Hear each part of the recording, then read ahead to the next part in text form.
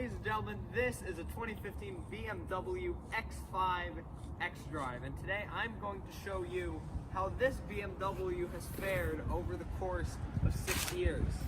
Now, a brief summary of this car. So, like I said before, this is an X5 XDrive35i, and that means that it's powered by a naturally aspirated 3-liter V6, which produces 300 horsepower and 295 pound-feet of torque.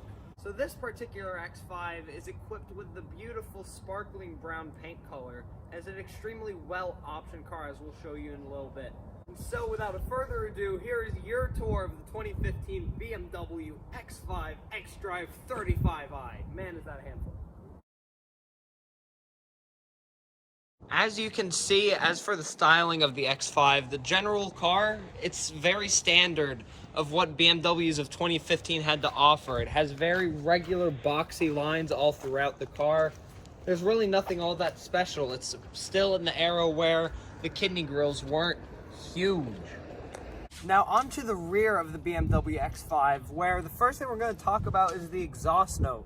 Now, like I mentioned before, this is powered by a 6-cylinder, but it sounds amazing. Take a listen.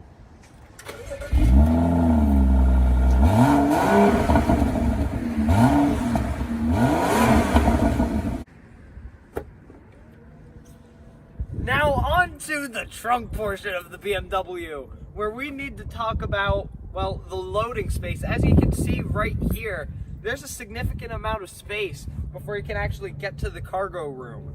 And that's actually no mistake. BMW has thought about that, as right here they've included a little handle where you bring it down and it brings a little tailgate, and once you're finally out, you actually have, again, normal storage room. So one thing that we need to talk about before we talk about the third row seats, which, by the way, yes, there somehow are third row seats, is the second row seats and when you actually go to take them down. So we're going to go ahead and do that right here. Once you do that, you can see it is not flat. It is not a flat loading floor. It is slanted, which does make for a good bed, in a sense, where you have like nice neck support, but for actually loading things, that slanty bit doesn't really help out a whole lot. Once you're in the rear, you can actually see there's a lot of secret storage places. Starting off with the tailgate, you go ahead and lift this little section up, and you can see you actually have some body panel here where you can store some stuff, though there is a little bit of a hole that falls down there, so maybe you don't do that. Another spot is on both sides right here. When you first come in, you see there's a little handle right here. You just kind of give it a bit of a yank, the whole body panel comes off, and yet again you see some more space, even a little cargo tray here. You have the same thing on the other side. Just go ahead and lift it off, and actually this is where your fuse panel is shown. And actually, if your gas tank, you can't open the fuel cap, you go ahead and lift it up, and just like that, you've opened it. One of the last places of secret storage in the BMW is right here. You go ahead and open this compartment and take it out, where you can see you have your toolkit, and right here you have a little bit of a rather deep panel where you can kind of put stuff and things. So as I mentioned earlier, there are third row seats in this car, and we're gonna put them up. The reason why we have the second row seats now, so you can actually see, but in a second we'll put the second row seats up so you can see how much leg room you have and everything like that. So how you do is you lift this little black latch. It's actually rather difficult to do, but once you go ahead and bring the seats, you can see you've got some of these smallest rear seats that exist. And welcome to the third row seats of the X5, a statement that should not be said. I'll show you the legroom in a second, but first we need to talk about some of the luxuries BMW has given you back here. Mainly, we need to talk about the cup holders they've given you. They are right here in the middle, and they're exactly as deep as my finger right there. They're useless, really. And they even gave you climate vents right here. You can go ahead and press the button. You can adjust how much you want. It's right there. Yet again, useless, but they have given it to you. One thing they haven't given you back here is legroom. As you can see right now, I am more cramped than you could ever be. I'm going to go ahead and bring the middle seat up, and well, yeah, So we have the driver's seat where the driver would be set up. We have the second row seat set to where a second row passenger would be seated, both adults. And then we have the third row seats to its maximum setting. And well, I'm not excited to go on a road trip like this. It's exhausting. Just being back here. My knees are really glued right up to the seats. My drink is going to be hitting my knee every single time that I even try to remotely get a little bit comfortable, which is a huge understatement. And well, these are the third row seats. They're useless. Now onto the second row of the BMW, where there's actually a lot of luxury features back here. Namely, you can see there are two screens right here in the back of each seat. And so you turn on the screens by pressing the power button on each screen. It's the same for both sides. And these screens actually are not touchscreen. It does not work. They look like they should be, but they're not. Keep in mind this car is from 2015. So you actually control everything from the remote right here. All of your controls are exactly as you think. If you want to go ahead and scroll, you need to spin this middle part right here. You can go to your navigation, your radio. You can actually go to your vehicle settings, and once you actually make it to the right spot, you will be able to make it to your owner's manual, so the people back here can actually make themselves useful. So like I mentioned before, there are two screens, but there is only one remote. So you may be wondering how you can control both screens, and that's actually still done on the same remote. You can see on the bottom right here, you have a left and a right. You go ahead and move it over to the left, just like that, and as you can see on the left screen, it's adjusting just like that. You go ahead and move it over back to the right setting, and it starts controlling the right screen. Another thing in the rear that we need to talk about is this little center console area where you have your own climate controls, where you can control right here, and you can actually start to see the first bits of how dated everything has become from 5 or 6 years of use. You can see it's all very pixelated, the letters right there. It's all like rather old looking, which is rather normal for older BMWs. However, not so normal for a car of this age are the heated seats. You go ahead and press the button right here. You can control them. They're three-way, so you can go ahead and control them as you wish, just like in the front. You also have your own little CD player right here, so you can play your movies on your two screens. The last thing we need to talk about in the rear are these right here, the sunshades. You can lift them up and down. You just go ahead and do that. They go up and down. They attach at the top just as you think they would. So you can go ahead and watch your favorite TV show on here or mess around with the navigation. You can go ahead and recline your seats right here, just like that, and get nice and comfortable. As for legroom and headroom, you can see I am set up very comfortably. I have more than enough headroom. Adults can easily sit back here with them being very comfortable. You can see I have the passenger seat set to where an adult would sit, and it's very comfortable, and I actually have the seat all the way up as much as possible. I can go ahead and recline it backwards, and you see I have more than enough room to get very comfortable back here. And now welcome to the front seats of the BMW X5, where we can go ahead and start to see how much this BMW has aged over time.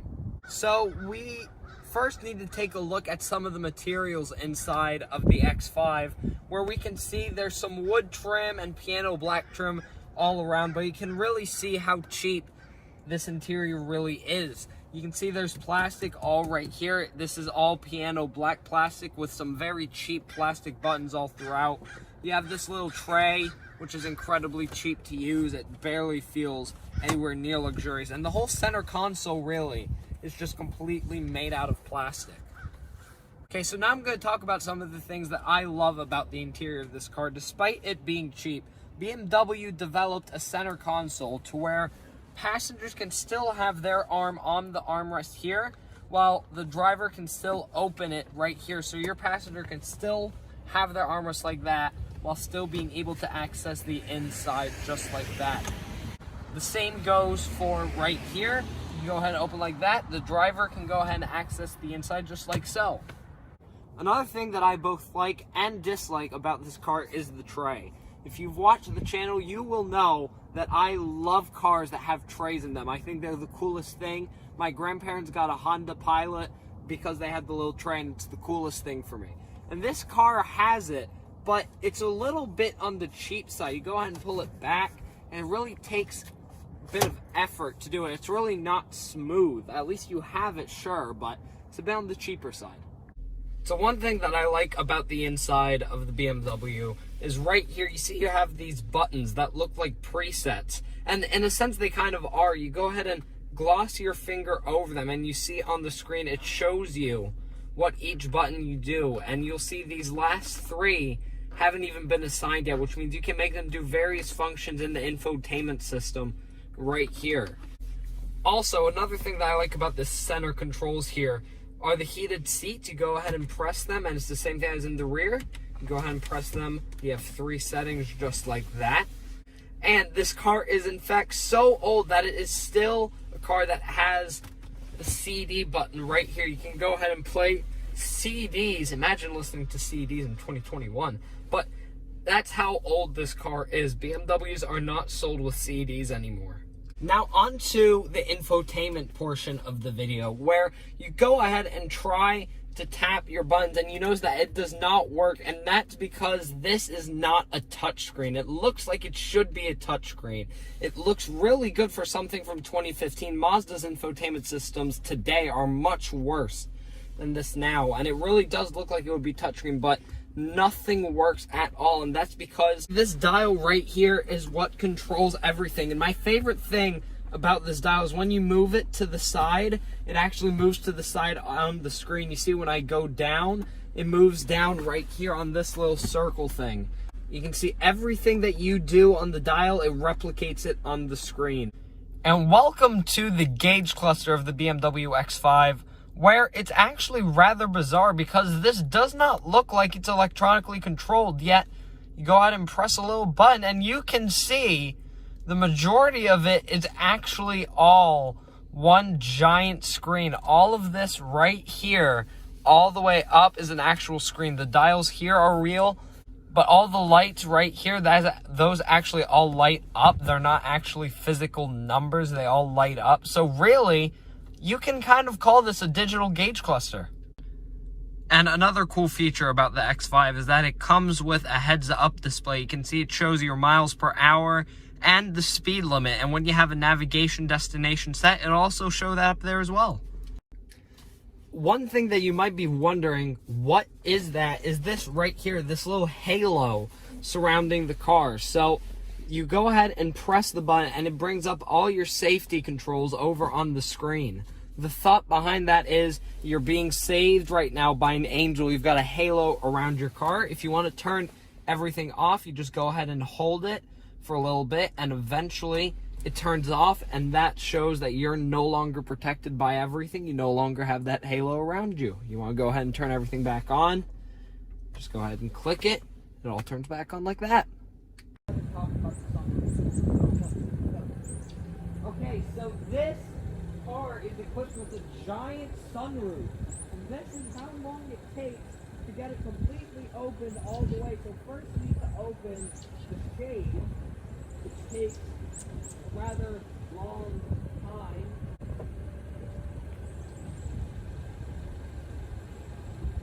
And then you need to go ahead and actually put the sunroof itself up.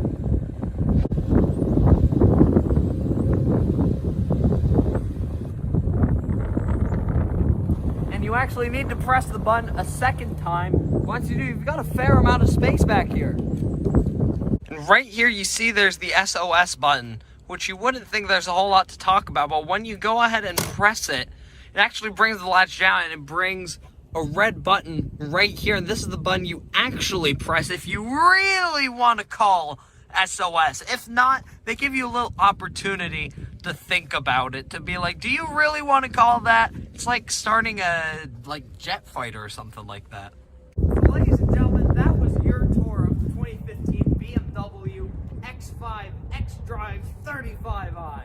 And as you can see, a lot has changed from a modern BMW to something 6 years ago. You can see it's a little bit cheaper everywhere, and you can really see just how much the technology has changed over time. However, if you're looking to buy one of these used, you can get an example like this for around $27,000, and it's a car that has like 50,000 miles just like this. So for that, as I showed you, this car has a lot of features given how old it is.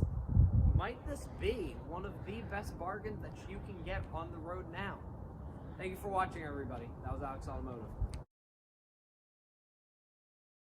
Lastly, the other thing that we need to talk about in the rear are the sunshades. They act as you normally think they would. You go ahead and lift them up just like that. So you can go ahead, have the sun not be blocking you, watch your favorite show on the center screens, and you can even recline your seats if I can find the button. Here we go. That was counterintuitive, wasn't it? Legroom, that's what we're going to talk about. Yeah.